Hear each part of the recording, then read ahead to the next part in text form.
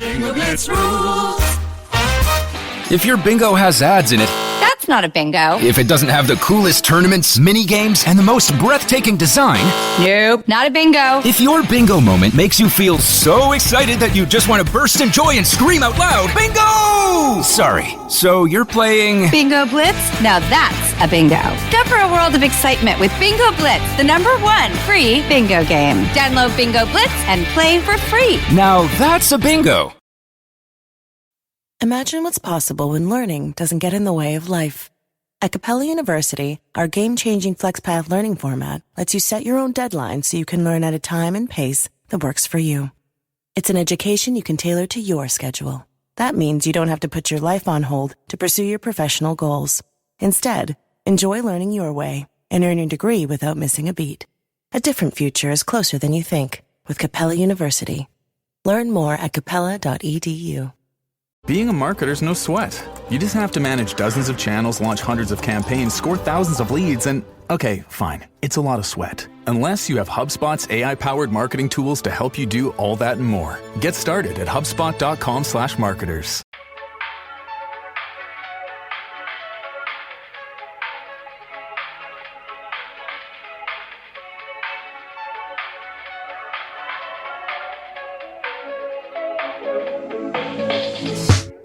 Hello, everybody. Welcome to a brand new episode of But Am I Wrong? No, you're not wrong. Thank you. Well, we are never wrong. And that's why we made this podcast, because we just felt like the world should know. And maybe it'll help other people stop being wrong. Agree. I am really excited about this episode. Oh, yeah? Yeah, because I took some supplements that are supposed to help you with focus and memory. So maybe I'll be better. Oh, wow. My new adderall does not. I'll get into that in my... I've got a lot of options. Okay. So I might get into it. I might not. So you'll have to stay tuned to see. But it'll give you a little teaser. My current Adderall, all it does is give me an absolute migraine. Oh, no. And make me have to poop, but make my poops very unsatisfying. I didn't even poop today. I'm sorry. That's okay. It's because I woke up late. I've been... I guess a little lactose of dosing myself. You've been microdosing lactose? Yes. Yeah. How's it working out for you? It's been getting things like moving. That's what I do sometimes with coconut. Yeah.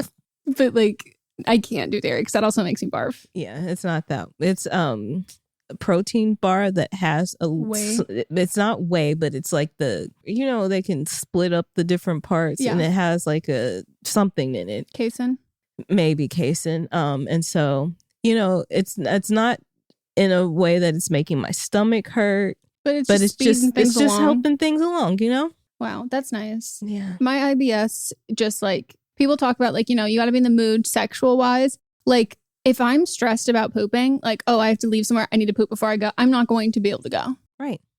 And so that was me. I woke up late. I also get stress shits too, which is different. But the only time I remember ever having like diarrhea because I was stressed was during the election and recording my audiobook. No, mine is like if I've got like a big pitch or something, my body drenches in sweat and I have to. Oh, mine is like, you won't poop for, like, you have a pitch in a week, you're not going to poop for a week.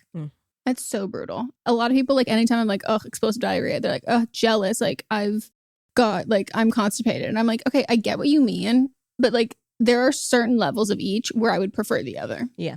Like, really would. Agree. Slide this microdosing. Yeah, that's the vibe. It's helping.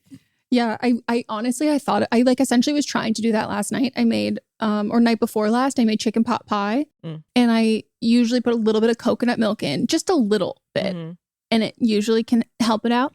And I forgot. And so naturally, nothing fucking happened. I'm like, God damn. Sorry. It's okay. I'll survive. Anyways, this is our podcast where we talk about how we're never wrong. And we tell you when you're wrong. And we tell people in pop culture when they're wrong. If that sounds confusing, don't worry. It'll make more sense because we have 3 different segments and we'll explain each one before we get into it.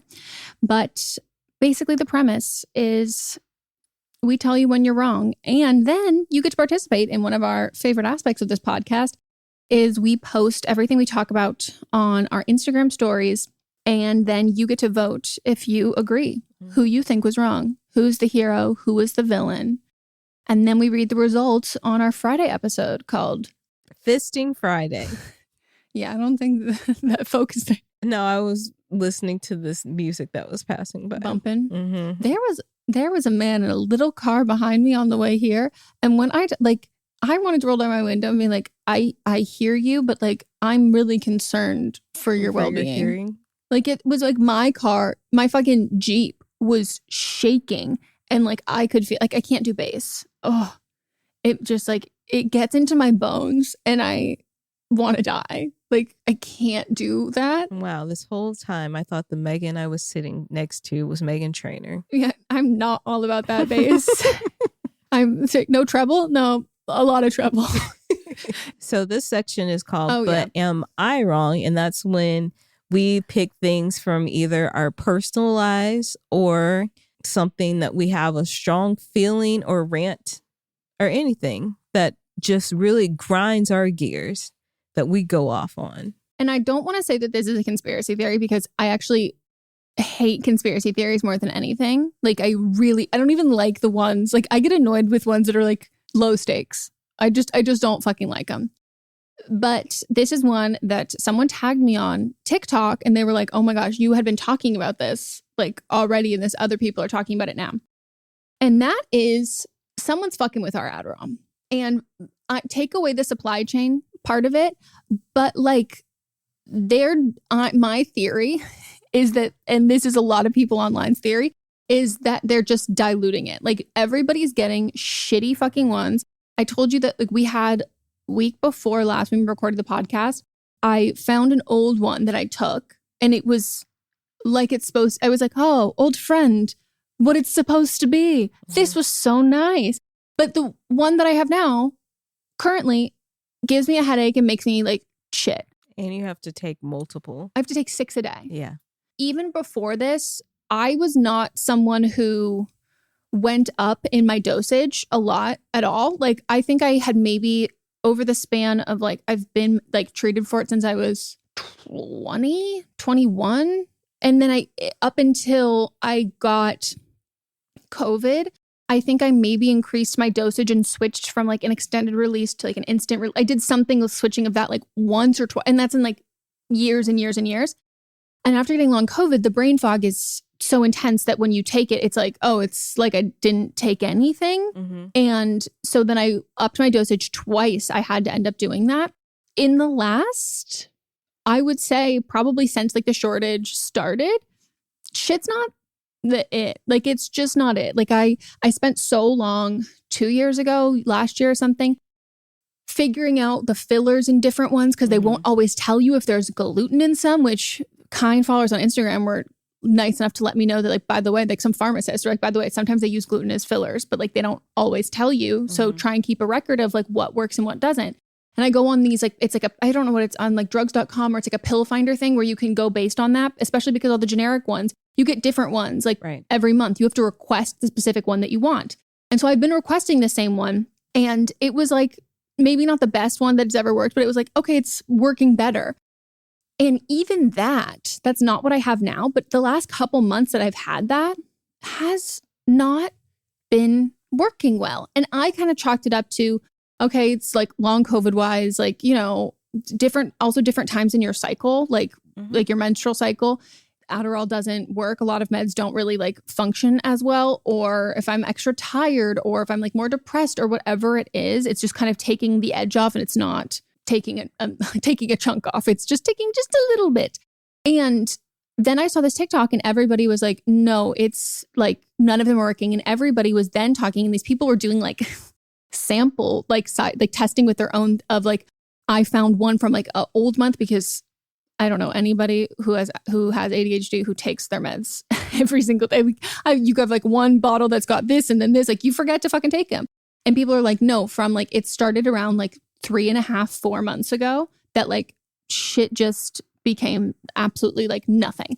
And I thought that it was all me, and reading all these comments and reading all this shit from other people are saying this. And the wider conspiracy theory that they have is like, with the shortage already, people who are on and I've talked about it on this podcast before, but already people who are on stimulants and like on Adderall and Ritalin, Vyvanse, it's generic and like long form versions of it, or extended release versions of it, are treated like drug-seeking drug addicts, which again doesn't mean even if you are a drug addict, that's okay. Like it's not a moral failure or anything like that. But during the shortage, already when you treat these people like what you're asking for is like so fucking extreme, and like you have to jump through all of these hoops which are impossible to do, but we're gonna give you some shit that doesn't work, and then we're gonna gaslight you and just tell you you're fucking addicted. Like this is really bad for you. This is why you're addicted. And it's like, oh, a group of people who aren't going to be able to be on top of everything if it's like legislation wise or like sending emails or doing all of this stuff. I'm like, they're keeping, I feel like the QAnon conspiracy theory is like, the government's keeping us weak. They're trying to make, but it's just so wild. And again, like I really chalked all of it up prior to this, which I don't think is incorrect, but it was like the previous hurdle for me was, okay, what has gluten in it or what is like really fucking up my stomach? And if it's fucking up my digestion, like my body's not like processing it well, which is why it's not working. Mm-hmm. And then beyond that, now it's just like nothing is working. And it's so weird. And I think that the actual regulations of how everything's being made in the shortage, I don't think it's what it's supposed to be. It's not, the Adderall's not Adderalling at all. Well, if you have a feeling about it, then that's probably it. And if you're not the only one that thinks that, there's probably going to be, who's a big investigative reporter? I don't feel like we have those big names anymore. I'm just not paying attention to, you know what it is? They're all doing true crime podcasts now. But somebody's going to do an expose on it. Yeah, it's just, we need someone to do it because I'm like, I don't have the bandwidth and the brain power to do it because you're keeping me weak. I need a neurotypical to fucking get up here and like crack this case. Yeah. Because it's one thing for people who are like, they're getting versions of their meds that aren't the same. So like, they're not like, so the pills look differently and stuff. But then there are people who are also like me where it's all they look the same, but they don't work the same. Mm-hmm. And then you just feel like you're crazy. It's like a gaslighting boyfriend, but it's your meds to function. Anyways, that is my hot take / I don't even want to fucking call it a conspiracy theory because I just think it's a light. It shines a bad light. Yeah. Puts in a bad light. You're not wrong. Thank you. And solidarity with any of my fellow people with ADHD dealing with this system. I'm ignoring the fact that I'm going to have to get more meds next month. And I'm just like coasting. And Monta's mom is like, okay, so like, what's the plan? And I'm like, ma'am, we're ignoring this problem until that bottle is empty. I'm not thinking about this bullshit. Focusing on what's right there in front of you. Exactly. And taking my 6 pills a day. Wow. Well, my hot take, it's not even a hot take. It's an actual, but am I wrong? Okay. I'm fucking excited. I mean, you already know what it is. That's fine. So someone that we mutually know that might have worked on this show. No, they've never worked on this show. They've never worked on this show. That's true. Do you think they listen? I do. I do too. Okay, go ahead. And it's not anything that I didn't say to them. So No, without a doubt. And anyone that interacts with me in the real world should know that they are up for being talked about at any point in front of a microphone, you know? True. So this person, you know, when you what are they called? When you're following somebody and then in your messages, people can put a little status update. I want to say it's a status on Instagram. Yeah. So it's when you're friends with people on Instagram and you can see a little status that they posted. And after the Super Bowl ad ran for the trailer for The Flash, they posted, watch The Flash, whatever the date was that it came out. And so then I responded to it and I said, with that abuser, negative. And then they responded back to me and said, sorry, it's my husband's movie. He's in, I'm not going to say the job title. Ezra really is their only negative. I've seen the movie. It's great, but they are just rough. I know. They are getting the help they need, though, which at least they're doing something to help themselves.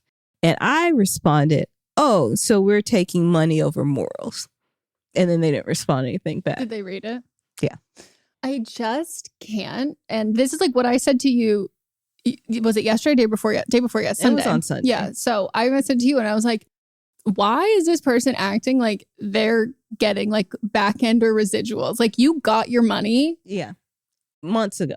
You're not. Maybe a couple of years ago. Truly. Like, you don't get paid anymore from people seeing it. It doesn't help you get more jobs if more people see this. Like, you don't need the money. You're done. You don't need the money. Yeah. And you're done. Like, your job here is done. It's done. You took your blood money. Now take it quietly. Like, at least be, I don't think don't take money from shitty fucking people. Like, if you're gonna like sacrifice your morals and your ethics, do it with embarrassment and do it quietly. Right. Because and at the time, it wasn't like they were at the time were sacrificing their morals. That's they what I mean. weren't. Yeah.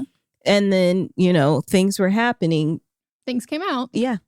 And so I just want to break down this message. Sorry, it's my husband's movie. No, it's not. Your husband worked in a position that it's not their movie. Unless your husband, and we had no idea, is Ezra Miller. It's Ezra Miller's movie. Or producer. Yeah. I could say producer, director, or lead actor. Which they're not, none of those. No. They're not even the main of the position that they do. No. Their name is not appearing before the movie starts. Their name is appearing after. And like deep in. And you're going to have to, you're sticking around because you're hoping there's a little bonus scene at the end and then you're going to catch it. But it's not big, bold. And then the next thing is, Ezra really is their only negative. Ezra is the star of the movie. Ezra will be on the screen the whole time. I love Michael Keaton, like his rendition. I don't know if he's problematic. If he is, then, take all this back. But like, don't tell me. Rendition of Batman is my favorite. Like that is the movie that made me fall in love with Batman. It's actually probably the only one I like him, to be honest. No, I liked Val Kilmer's Batman too. But Michael Keaton's Batman was so good. And he's in this movie and he's going to be like Batman in the movie because, of course, everybody has to, I guess the hot thing now is having a multiverse. So he's in it. And that would be like the pulling thing for me. I'm not going to see the movie even though I love him. Yeah, it's like Ezra Miller's on the poster. Ezra Miller is the Flash. The movie is the Flash. The Flash. That's like being like the only negative thing about. Actually, people do say this. I was like, the only negative thing about Ellen is Ellen, and it's like, well, that's the start and end of the entire. Okay, cool. At least Ellen franchised out essentially, right? Like Ellen stopped showing up for work. Literally, like Ellen was like, "You got this." Like, Kaylin, hop on in here. Like, come on, like. And then they said, it's great, but they are just rough. I know. Rough. That's how you categorize. And we've talked about this on Meghan has gone into details about their abusive things that they've done. And you can't even say it's allegedly because at this point they've pled guilty. They're literally wanted. Like, are they going to be able to show up to the premiere? Well, they've shown up to all the things now. Vulture did a breakdown of everything, and at this point, they have shown up to the arraignments for everything. I wonder if someone from DC is driving 100% because it didn't start until August of 2022. And the latest one was in January. Yeah. I remember how we stopped hiring Katherine Heigl because she was difficult to work with, and she's not anywhere near that's person. what I mean. I'm like, you have and you've got like Ansel Elgort, you have like all of these people who are abusers, and then you have women who are like bitchy and like late and assholes, and I'm like, okay, I'll take it any fucking day. Yeah. And so if you've missed that episode, go back and listen to it. But also, it wasn't even that long ago, maybe 2 or 3 weeks ago. And also, I'll include this link to Vulture because they beautifully. They do a great job. I love Vulture. They're so petty. But they really broke down their whole career. They, as in Vulture, broke down Ezra's whole career. And then also put in all of the things that they have admitted to doing. So I love how Vulture does. Like, it's just like journalism, but we're going to drag you professionally. We're about to rip you to shreds. Yes. It's so good. Yeah. They are, in all caps, getting the help they need, though, which at least they're doing something to help themselves. Are they? Or is it because they had so many warrants out? Or is it because they have a huge franchise movie coming out and DC said, go? Yeah, like getting the help that you would need does not involve you being in the limelight, reaching a wider audience to have more people to abuse. And also, they as in DC did not care. No, not at all. Until they decided that The Flash is going to now be the flagship movie, the staple that everything is going to revolve around now. Because I really don't think that they were going to release it. And then they're like, this is how we're resetting. And they keep saying over and over again that this is the best superhero movie that's ever existed. Which is hilarious. I honestly think it's their response when Marvel crushed it on Disney with all the shows, that they needed something. And for the last however many years, minus Wonder Woman, because we know how male comic book fans react to women leading movies. That movie did really, really well. But critically, for Justice League, everybody was like, the only good part of that movie was Ezra Miller and The Flash. And so it was like, oh, let's pivot back to this. Right. How can we have someone who was absolutely adored in this iteration of a film? Like, we see how well Loki is doing. Okay, we'll turn a blind eye to this and bring this back up. Right. So, am I wrong for telling them this person that this is what I'm presenting? Mm-hmm. Am I wrong for telling this person morals over money? No, never. And they should be embarrassed. Mm-hmm. Also, if Mott's had to do something work-wise that he's obligated to do, and it was something that I'm like, oh, yikes. You bet my ass is no way in hell I'm attaching my name to an endorsement of that. No. That is his job, his things that he is contracted and required to do. No, I don't know. Sorry to this man. I don't know who this man is. Right. And you have this person that we know, I'm not even going to say they're a friend. This person that we know, they have no stake in advertising. They're not getting paid. They're not an influencer. Even if they were an influencer and they were getting paid, they could have said no. Yeah. They're choosing to do this. You're giving your support for free. Yeah. For someone who is also not benefiting from press, positive press about this, right. Nor are they being hurt by negative press for it. It literally, it just is what it is. Right. I really fucking absolutely hate Armie Hammer, but I will say Armie Hammer allegedly, Armie Hammer did a fucking article, which is everything was debunked and absolute bullshit. But until then, Armie Hammer was quote unquote learning his lesson he was in the Cayman Islands apparently selling timeshares. Yeah. Ezra Miller, I think you should be in jail. But if Armie Hammer can sell timeshares in the Cayman Islands, you don't need to make a Flash movie. Right. Trash. There's certain things, I'm going to see the new Ant-Man. Is Evangeline Lilly an anti-vaxxer? Yes. But am I still going to see Ant-Man? But are they really promoting her? I haven't seen her in one trailer. Not at all. And also, kind of a classic movie. She's a love interest. She's not in it that fucking much. And she wasn't it's not my fate. If it was if it came out, which knock on, it would never. But if it came out that Brie Larson was a Scientologist or some shit, I would be oh my, that would be how am I going to get over this or whatever. Evangeline Lilly? Right. I'm fine. I'm not heartbroken. I'm not devastated. I'm just kind of okay, color me shocked. Right. I'm going to enjoy the movie with Paul Rudd. Mm-hmm. She'll be there. Jonathan Majors. Exactly. Well, you're not wrong. Thank you. All right, let's take a break. Woohoo!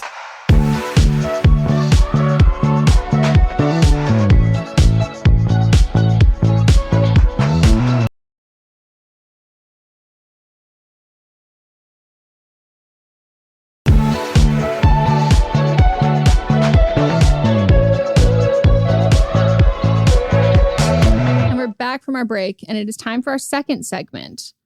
But are you wrong?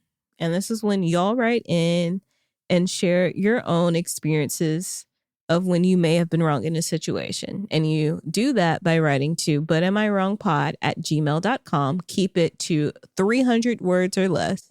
You're up. Hey, Meghan and Melissa. I, 18, she, her, wants to know if I'm wrong for a situation with my roommate. So my roommate, 18, she, her, asked to use some of my boob tape on Halloween. Okay, this was written months later, everybody. This was last year, but it still applies. Because you know what? Boob tape is a year-round necessity. I said yes because I didn't use it very often and I had a lot. However, when she gave it back, I realized she used almost all of it. How big are those titties? I was visibly taken aback by this and she quickly said, "Oh, don't worry, I'll order you some more since I used a lot of it." I was fine with this and we moved on. However, it's December now, the time that she's writing this, and she hasn't done anything about it yet. No Venmo or telling me that she would order more.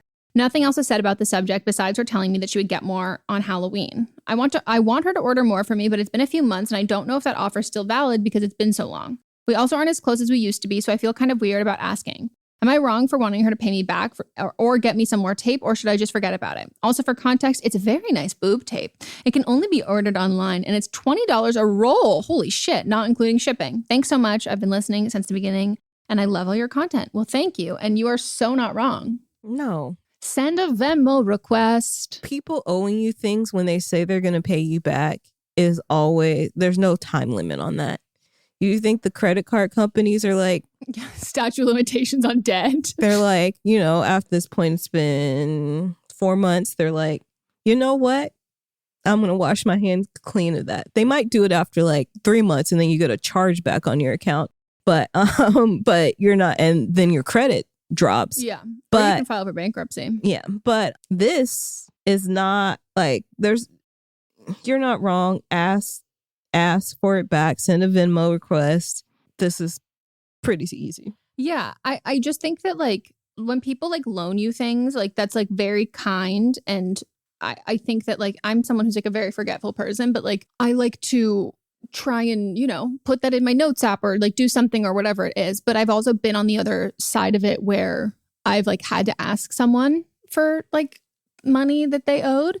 And I remember, it was more than $20. So, so I basically said something about like, hey, like just like going over tax things. And like, I wasn't able to find the receipt for that. Do you remember what month you sent that to me? Knowing that they, I know, knowing that they it never, wasn't me. No. Knowing that they never sent me the money. But so like, I made it in a way of being like, I forgot, like, could you remind me what that, and then they were like, oh, I didn't, I'll send it to you right now. And then they did. And like, it had been, probably like 6 months at that point, like something wild. And like, to be fair, they almost got away with it. Like I constantly kept forgetting about it. Mm-hmm. And then it was like, oh, I just remembered this. Let's tie up these loose ends. So send the Venmo request. Yeah. All right. I, 22, she, her, have had a toxic on and off fling with Jerry for about 6 years. We met in high school and were always talking plus hooking up, but never dated. I am interested in become friends with benefits with Jerry.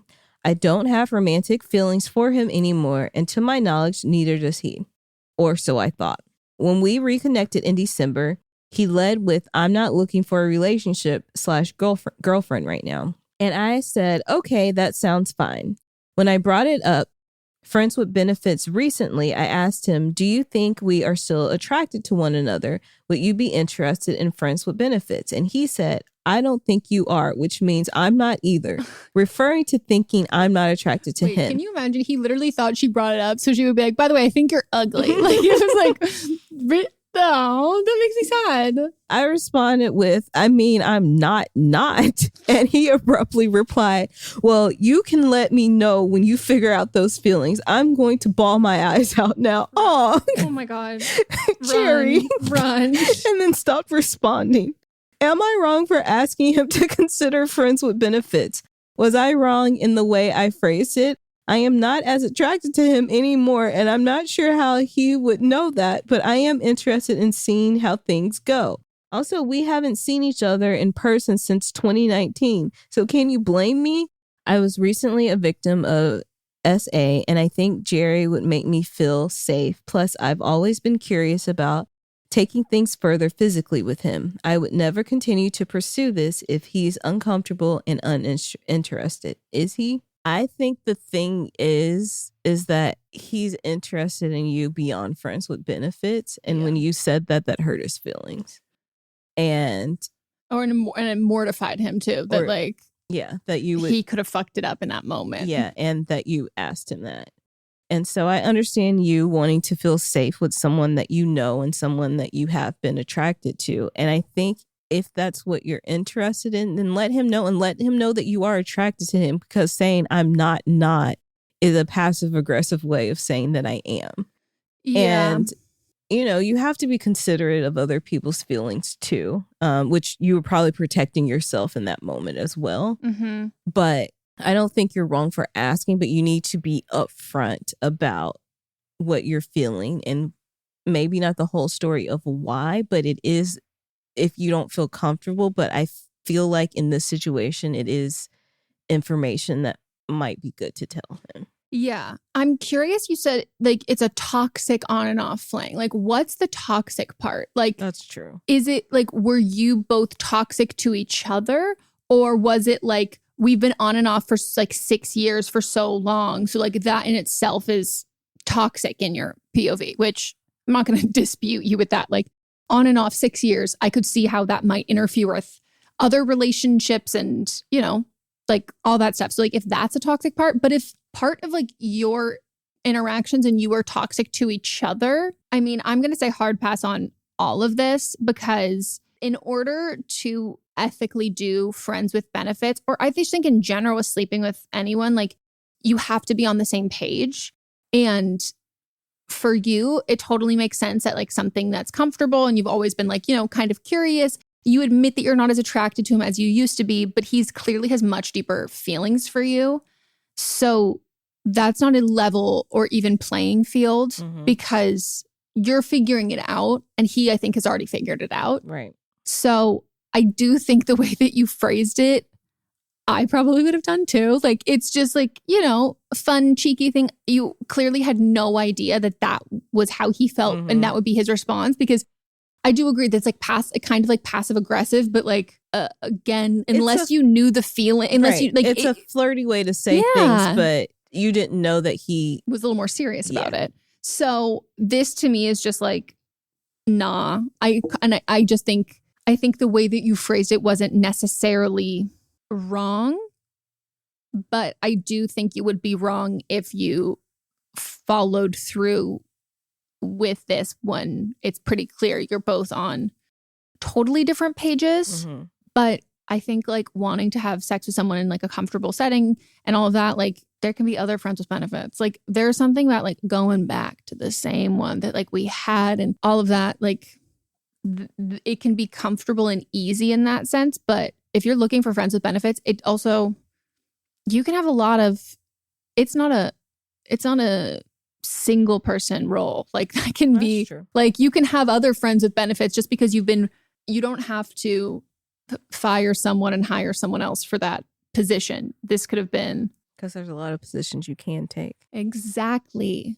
I remember when I was like, I don't know, like a couple, I think Mott's and I were even dating at this point. Like my high school friends with benefits was like, are you coming back into town for Thanksgiving? And I was like, have you not had, like, we both had relationships and stuff. And I'm like, have you not had like a friends with benefits like since then? Like granted, like I haven't, but I also like hadn't really been dating or trying to in that sense, that I was like, you're going to wait for me for Thanksgiving to try and like rekindle a friends with benefits from when I was like 17 years old, as opposed to like you finding someone in the city you currently live in. But it's you, Megan. And you're the golden pussy. Famous too. Okay. Next one. Trigger warning for this one, mention of sexual abuse. I, 22, she, her, had a conversation with my friend, Sam, 28, he, him, about age gap relationships, specifically ones between people under 20 and people in their late 20s or early 30s. For some context, when I was 19, I mostly dated men within that age group, and it took a lot of time for me to heal from that. At the time, I was inexperienced and lost in life and was pressured into sexual acts. I feel I should also point out that Sam and I actually met on a dating, that was literally going to be my question. Sam and I actually met on a dating app when I was 19 and he was 25, but have never been more than friends. Sam knows about my dating history. In our conversation, I said that people who go out of their way to date people significantly younger than them know what they are doing and intentionally take advantage of that younger person. He did not agree with me, saying that the younger counterparts are also intentionally seeking out older dates. I told him that I feel there's a significant imbalance of power in those relationships and that I recognize it from my own experience. His reply was, "But you didn't get into that situation by accident, did you?" I feel a bit taken aback by his complete lack of understanding of this. Am I just shifting the blame from myself to the older men I've dated before, or is my friend being ignorant? Your friend is being ignorant and they are not your friend. I hate Sam. I'm going to tell you right now, this is not, you're not friends. I know this is not friendship behavior. Somebody that's a friend supports you, especially when you've been through a situation where you've been manipulated and abused. And Sam seems like the type of person that feels like when he's specifically going after younger people, which he went after you, that he's trying to not feel better about himself, but he rationalizes with himself that it's fine because they're intentionally going after me. And Sam is waiting in the wings for you. This is not when you said that held up a mirror to Sam's behavior. And you might be looking at this of oh, well, it's not predatory because we're just friends now. But you even questioning this because of his friend also shows the power dynamics of age. And you can have a power dynamic issue with ages when it comes to relationships that are romantic and sexual, but also friendships. You're now having a 28-year-old man who pursued you when you were 19 or something. He was 25. He was 25 and you were 19. And you're sharing your experience and your thought process. And with one statement from him, he's already making you question that. That's the power dynamic at play. We value the opinions and voices of people older than us because they seem as if they know more. And he's throwing all of this into question for you. And it's just so fucking clear that this entire time he's not seen you as a friend. And also, why? Here's my thing. Do I believe in men and women in cis hetero relationships? Oh, they can't be friends. No. I believe that you can be friends.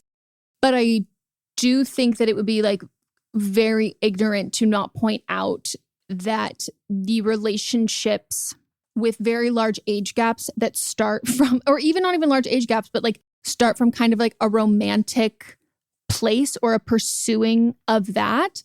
Then there are other factors that go into then the boundaries of when you're creating a friendship there. Mm-hmm. And that doesn't seem like this is there. And if he was 25, 19, pursued you, he wasn't into you, but he just wants to be friends with a 19-year-old. I don't want to sound wildly negative, but my mind is, he wants to introduce him to other 19-year-olds. Right.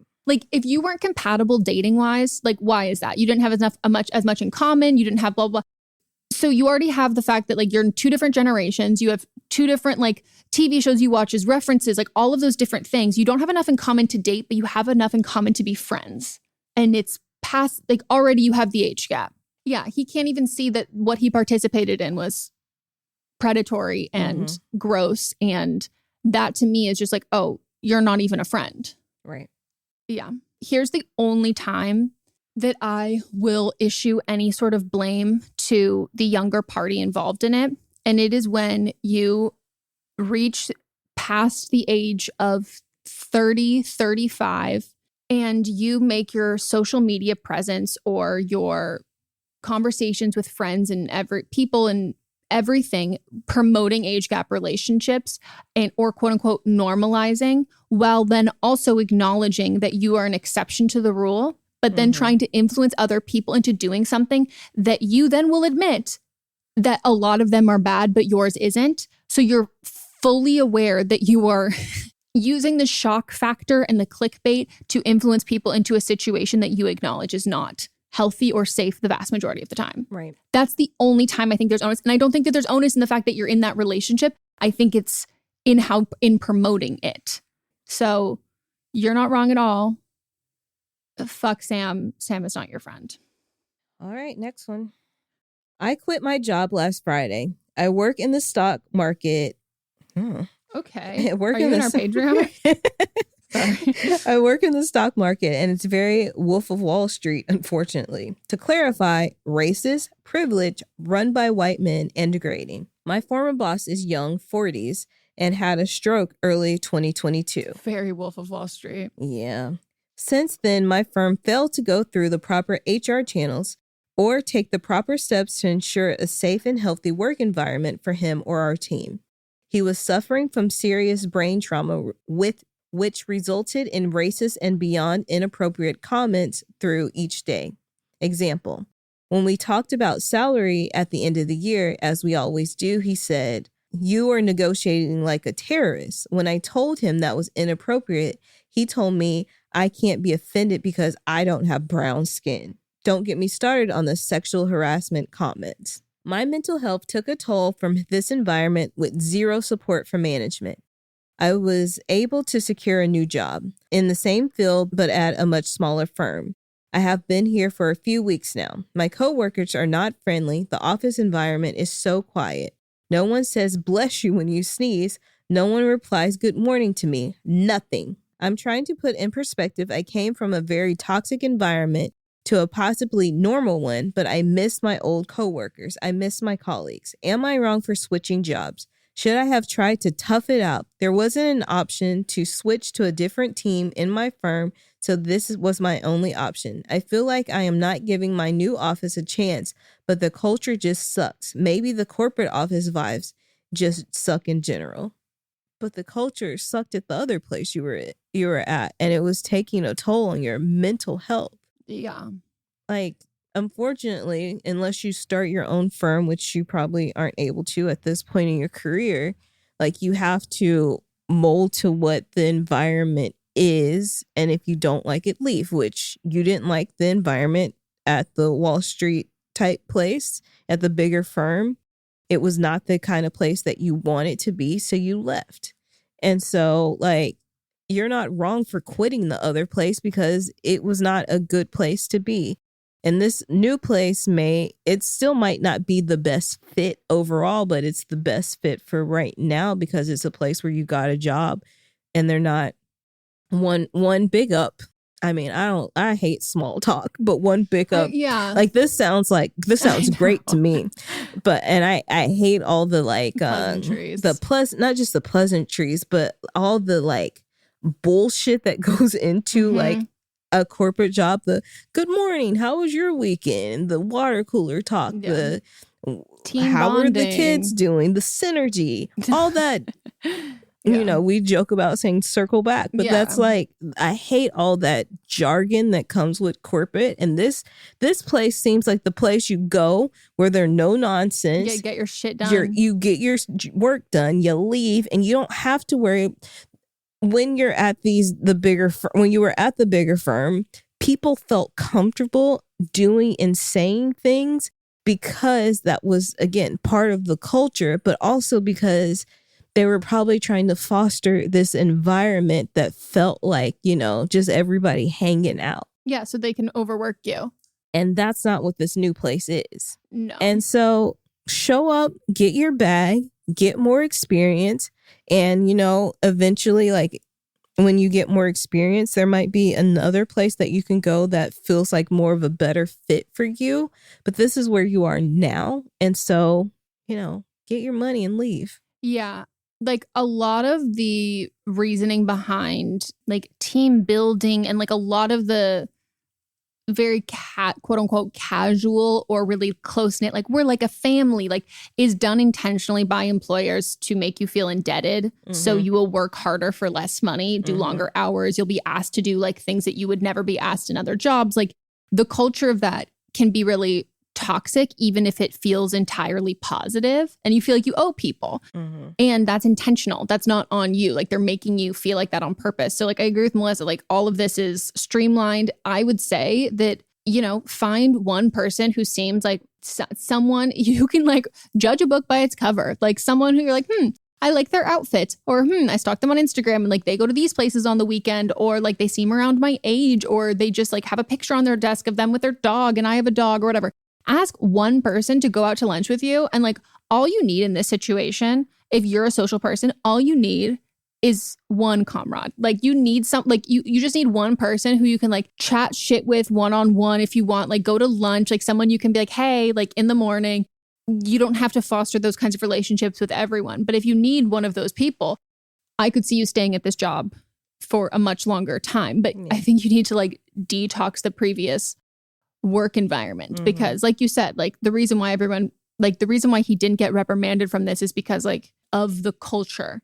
And that's how people are able to like, you get close by shit talking and like being really candid and all of that shit. So it's just different jobs for different points in your life. But at the end of the day, it's a job in both ways. Like you're getting paid. So I say find a friend, but I don't think you're wrong for quitting at all. No. All right. Well, let's take another break. Woohoo!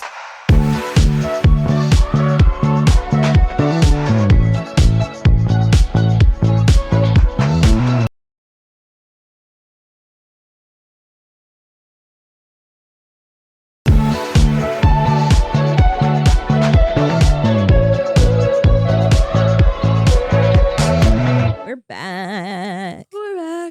This is But Are They Wrong, where we nominate someone who's in pop culture, something current events, political, anything in the zeitgeist to nominate for Wrong of the Week, aka Rachel of the Week, where we call them out instead of calling them in because we don't know them. And this is a podcast. So I would like to nominate PickleMeEverything. Oh, yeah. I'm aware of this. I was guessing as soon as I looked into it. Like, I feel like you probably would. But this just came across my desk, aka my TikTok. And I'm months late on this drama, but like I have to talk about it with someone. Like this shit is fucking wild. So if anyone else missed this, it was this woman who started an Etsy account. Red flag. Not on Etsy, but red flag when I tell you what she sells. And it's on Etsy. She's selling pickled foods. Foods on Etsy. Here's the thing. Etsy is a wonderful platform to get people, they get their product out there, their like algorithm and their SEO. Like it can be really helpful for people who don't have an already built-in audience to build an audience. But I'm just telling you right now, there's certain things I'm not going to buy on Etsy. Botulism. Well, a lot of people did buy botulism on Etsy, but like I'm not going to buy food on Etsy. Like I could maybe I would buy. No, I don't think I'd buy anything edible. No. Anything edible on Etsy. No. I did buy some chocolates one time. But they actually had like a actual chocolate shop and then they were selling it through on Etsy. There you go. But yeah. So this woman started this Etsy account and was selling pickled foods. They're being shipped in like, I mean, they're being advertised mostly in mason jars. She's making it in her kitchen at home in California. So the first like overarching thing which should have stopped this dead in its tracks. So there's like cottage laws, which is what you can make from your home kitchen and then sell for profit. And pickled foods you can't. Like it's just straight up illegal. It doesn't matter what you go through. And Keith blew up this business that was already fucking huge. I missed all of this. Keith did an apology video. Love Keith. Big fan of Keith. It started because the account was doing a live stream. And then Keith like got in the live stream, was just saying what was going on. And then everybody was like, Keith's here. And then she was like making the stuff. And she was like, I'll pickle this one just for Keith. So that's how it got started. Okay. So a lot of people ordered it after Keith, which we love Keith here. And I just like love Keith how he's did handled a video where he handled ate it and platform. talked about it was delicious and stuff as he does. Yeah. Delicious. But he's really responsible with his platform, even like when promoting businesses. Like he's like, I have to make sure that like they can handle the uptick in orders before I'm going to like, you know, talk about them, because I don't want to overwhelm people, because that can like ruin someone's business when you think you're helping them. And so he like retracted a statement, was like, do not buy this, blah, blah, blah. So if you're not familiar with the risks of canned food and like home canned food, the big thing is botulism, which is essentially just like a bacteria, which can happen when things are improperly canned. Vacuum sealed. Yeah, exactly. And she's not canning them, really. She's doing like what we would call refrigerator pickles. So it's something that you can make at your home yourself to be enjoyed within 3 to 5 days. But they're not like vacuum sealed. They're not pressure cooked and sealed in this way. And she was apparently shipping some of these in Ziploc bags to people. And they're expensive as hell. Mm-hmm. And people started commenting on this because I think like for a long time, it was mostly just like the Etsy account and like the TikTok started blowing up. And then after Keith, it was like a lot of people had eyes on it. And it wasn't just the past and present consumers. It was people being like, oh, no, this is really like, not only is this illegal, this is really unsafe and like really, really dangerous. And I saw this, it all came to me because I saw this woman on TikTok who was like, I'm so embarrassed. I fucking fell for pink sauce. And then I ordered these pickles. And she's like, oof. I canceled it, but like, I'm in fucking timeout. Double like, homicide. Literally, she was like, nobody let me, like, I'm not allowed to be influenced anymore. Like, what is wrong with me? Like, this is so bad. Yeah.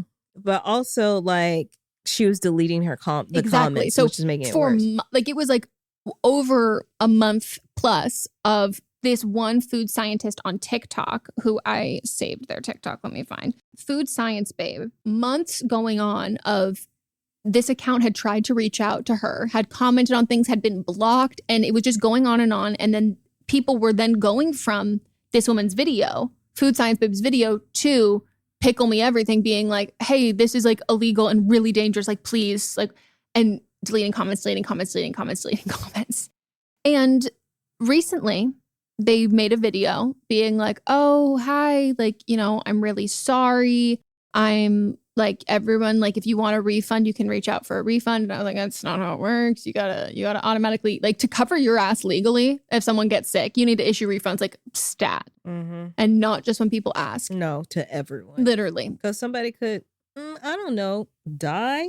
And then. Or say that they got sick and they maybe did, like, you cover your fucking ass. Yeah. So then she posted that she got like a food license and she got a commercial kitchen and she's doing all of this. And like people are even like looking at videos of the commercial kitchen and they're like, this still, I'm all for second chances, but like you knew what you were doing. And like the Etsy up until I think recently was still accepting orders and was open. And like you knew what you were doing. You deleted comments and most likely you muted specific words. Like you muted the word botulism, most likely, which means that you knew this entire time and you continued to fill orders. Yeah. And then you think that like you deserve this redemption arc and you should be trusted with this redemption arc. No, I would just think that like the FDA would, like, there would be a strike system in this sense of being like, oh no, you can't have a license now. Like, right. You can't do this at all now. And it's just mind blowing. Like the power of TikTok and like of being influenced by watching people put on makeup or try on clothes or cook food or whatever. And I'm all for a side hustle or pursuing a personal brand or a dream job or career, anything like that, but not with consumables. Mm-hmm. You want to make cookies and you want to sell cookies or you want to sell cakes to the people nearby you, like without a doubt, go for it, do it. Like I respect a lot of like bakers and people who make cookies and cakes on TikTok who people are like, oh, do you ship? And they're like, no, like right. You have to, I'm a local business, pick up local. And then a couple ones who like started shipping it was like, oh, well, we have to get another we already have this like commercial kitchen. We have to get this, and this, and going through all of those things. And for them, with baked goods, there's not so much of a chance of anything bad happening, but their whole thing is like, they want to make sure that their product is still at peak freshness and it's just as good. So it's not that they're concerned that they're going to give you botulism and you're going to die from eating their cookie. They're just like, well, it might be a little stale and dry, so I don't want to do that. Right. Please, everybody, this is a plea. Do not buy home cooked food from a home kitchen from someone who you do not know. I saw a great comment. Could be in it. Someone said, unless you would let them babysit your kids, do not eat the food from their kitchen. Yeah. And it was like, these are people, if you have to trust them enough to like leave your kids for a week there with them. Otherwise, no. Yeah. The whole thing was wild because she just kept doubling down on everything. And Keith immediately after he learned what happened, was like, no, mm-mm. And like specifically talked about botulism in it. Yeah. And like Great the guy. actual risks. Great guy. Wonderful, wonderful, wonderful guy. See, we don't hate all men. No. But Keith, I'm just letting you know, if you fuck up, we support women's rights and women's wrongs. We do not support men's wrongs. All right. Mine is elementary school principal Dr. Dana Simmons and physical education teacher Dylan Charles, who work at a school in Georgia, elementary school to be exact. Oh, no. Dr. Simmons went to Dr. Hopkins, who is the superintendent of the school district and the Board of Educations, and told the school district, this is when we do not support women's wrongs. No. That Dylan Charles had bugged her office or had a source at the Board of Education's office saying that she was involved in some activities. Oh, no. And so there's an investigation done, of course, and several witnesses came forward, including the assistant principal and Charles's wife, who is a third grade teacher at this school. Keeping it in the fam. And so Charles's wife, Kelsey Charles, alleged that while working at the school before resigning, she claimed that Simmons manipulated her into allowing her husband to have sex with her in exchange for career opportunities. At an elementary school? Uh-huh. She also stated that she would watch and record sexual encounters between Simmons and Charles. And one of the witnesses, a former employee at the school, also said that she was propositioned to join a swingers group that they had at the elementary school. Oh my God. And so this person was a clerk and they ignored the request and then eventually quit for the unprofessionalism at the school.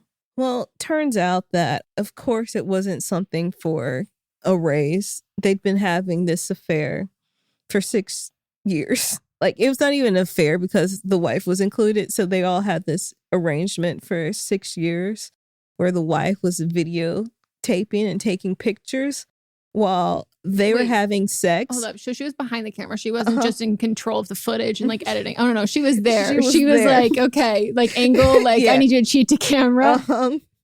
Oh my God. And, what do you think she wore? Like cargo pants? Because like that's what you wear when you're a cinematographer. Yeah. Yeah. You know, if that's what they wanted to do, you know, in their own free time, fine. But a lot of this footage was taken at the school. The public school? Oh taken at the school, in the bathroom, in the principal's. It was a teacher's bathroom. But they don't have that many. Well, the principal usually has their own bathroom. So I was like, you're monopolizing. Did no one catch that? We've seen that episode of Abbott Elementary. So there's in the parking lot of the school, in the car, there's a video specifically of the principal giving head to the PE teacher. What kind of car did they all three fit in with the videoing maybe a blowjob? Maybe you did a GoPro dash cam? Either I could see it as like him sitting maybe in the back seat and then her leaning over and then the wife in the front seat. Or opposite, where she's in the back seat between the two. They might have SUVs. Do you think she took off the headrest? Yes, or did she use it to like kind of pan from the headrest? Like, you know, keep it blurry in the foreground? Yeah, exactly. You know, yeah. So they've had all these sexual, you know, encounters. They initially denied that it was sexual at first, that they were in an entanglement, but then just said that they had an inappropriate friendship. And then eventually, you know, came forth. There was also a picture of him shirtless, wearing a cape. Okay, Captain Underpants. Mm-hmm. And the wife was very into watching. There's conclusive evidence of this is like from the report. There is conclusive evidence of a sexual relationship between Dr. Simmons and Mr. Charles. Pictures, video, admission from both parties, verification by Kelsey Charles. She's smart in a way because she never showed her face, but she was behind the camera watching. She was calling the shots, smoking a fucking actual shots. Literally calling the cum shots, smoking a cigarette with her cargo pants.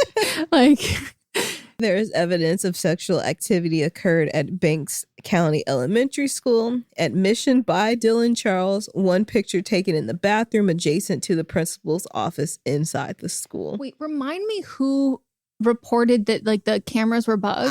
I think what happened, and I'm sure that it's in the full report, but there was not a link to a full report. I think that it got leaked that stuff was happening. And so I think someone tried to get it. The principal tried to get ahead of it and said that, somebody bugged our inappropriate friendship, and they heard things about our inappropriate friendship. And this is what's going to happen. Like, so she went to the school board and said, hey, I think somebody bugged my office. She Olivia Pope did. She tried to get ahead of the scandal, control the narrative. Yeah, but she's Olivia so were Pope. They posting it anywhere? I don't think. I mean, there might be stuff. Because that's what I'm wondering. Like, how did the word get around? Like, who's got loose lips? Well, she's around as she's asking people to join the swingers club. She asked the clerk, in my mind, they didn't start the swingers club, but like it already existed. I was like, maybe that's why you went to the elementary school. Like, oh no, you're right. Like, if they're the ones, like the driving force behind it, I'm sure there's probably like a first or second year teacher who's like, excuse me, no, this isn't okay, right? So they're all the Rachel of the week. Someone please let me know if this is like you have something different. But like I have yet to hear of a principal who is absolutely swamped doing their job.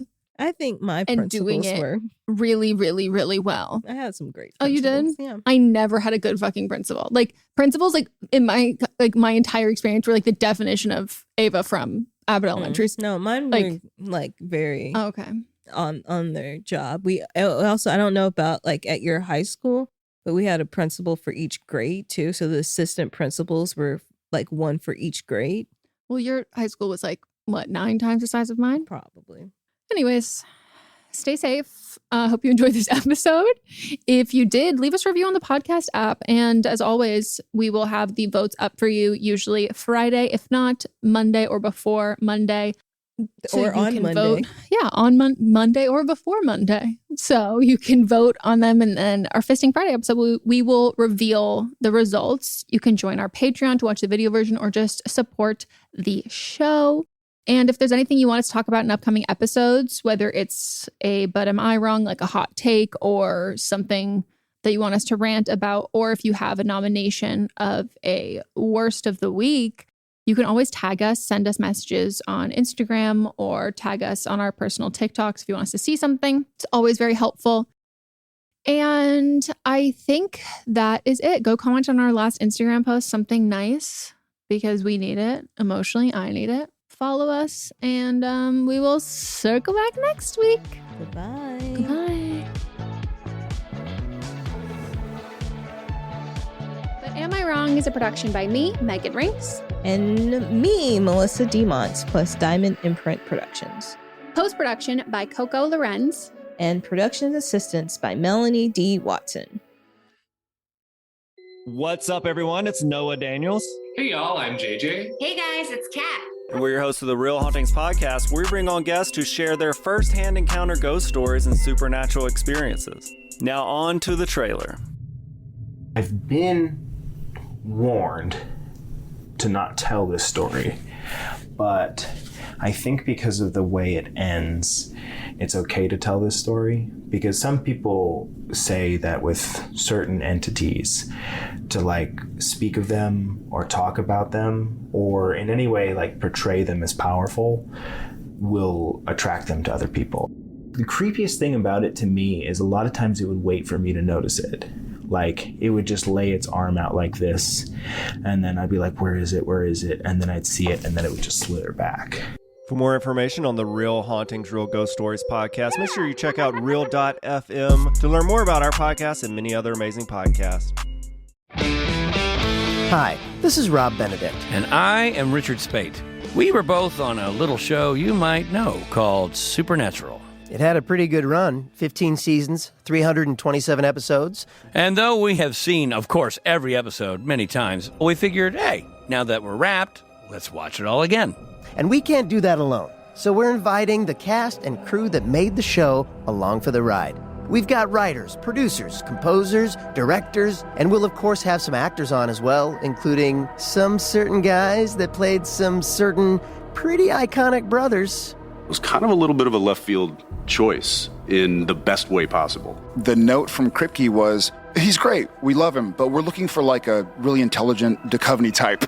With 15 seasons to explore, it's going to be the road trip of several lifetimes. So please join us and subscribe to Supernatural Then and Now. Listening to a podcast should be time well spent, and I promise it will be if you'll give this podcast a try. It's called Something You Should Know. I'm the host, Mike Carruthers, and in every episode, I talk with leading experts on topics I know you will find fascinating. From why people can't keep secrets, what your favorite music says about you, why your pet acts in strange ways, and so much more. Something You Should Know is designed to give you information you can use in your life and give you great intel that you can share with others. I'm told it's a binge-worthy podcast. And with over 1,000 episodes, there's a lot to binge on. Something You Should Know has been ranked in the top of the Apple podcast charts consistently for a long time. I know you're going to like this. I just need to get you to try it. Something You Should Know. It's available wherever you listen to podcasts.